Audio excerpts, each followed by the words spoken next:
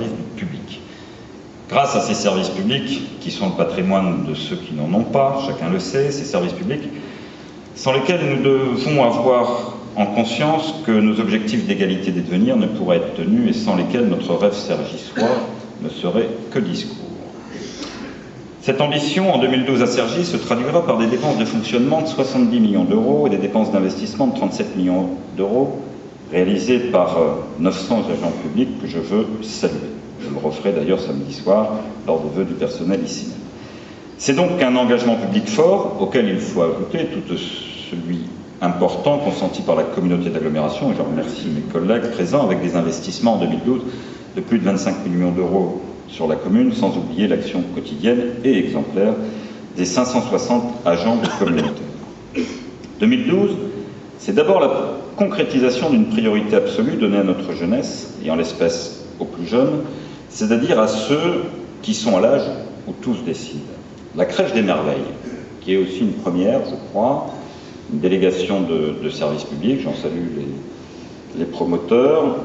Donc la crèche des merveilles de Haute-Cergy et celle de la Nouvelle-Croix-Petit, deux crèches ouvertes au début de l'année. Je ne sais pas s'il y a beaucoup de communes en France qui ouvrent deux crèches la même année, ont ouvert leurs portes en ce début du mois de janvier, ce qui fait qu'entre 2009 et 2014, ce sont plus de 30% de capacité d'accueil créée à Cergy, où plus d'un enfant sur trois de moins de 3 ans sera accueilli dans le service public de petite enfance. Alors je ne sais pas si le président de la République a tenu ses promesses de la dernière campagne, mais en tout cas, moi, je les ai tenues pour lui.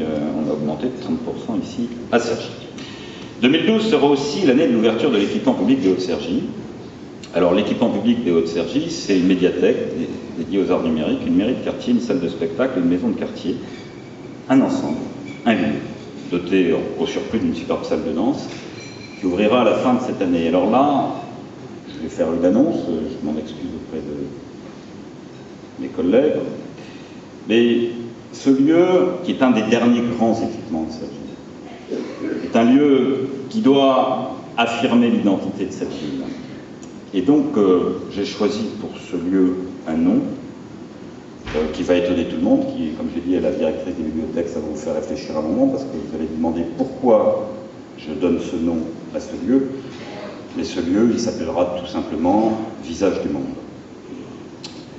De nouveaux équipements sportifs seront par ailleurs réalisés ou rénovés avec la livraison en mars des terrains de la Ligue de tennis du Val d'Oise sur la plaine des Landes, la réalisation des nouveaux terrains synthétiques de football.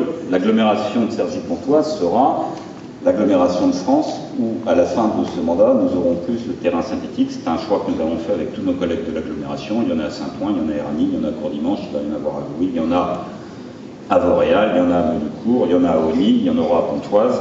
Je pense qu'avec le stade Salif Keïta, qui lui aura son 4e terrain et sa tribune, nous aurons des équipements tout à fait importants. À Cergy, ce sera au Ponceau, à Jancy et au Chat-Perché. Et nous y ajouterons, dans le domaine sportif, le nouveau et très beau gymnase des Touleuses. Nous avons aussi la rénovation durable de nos écoles, engagée de façon remarquable avec succès pour l'école des Chênes, et j'en remercie tous ceux qui s'en sont occupés, qui sera poursuivi avec un énorme chantier dans le groupe scolaire de Toulouse, l'un des premiers groupes scolaires de cette ville nouvelle.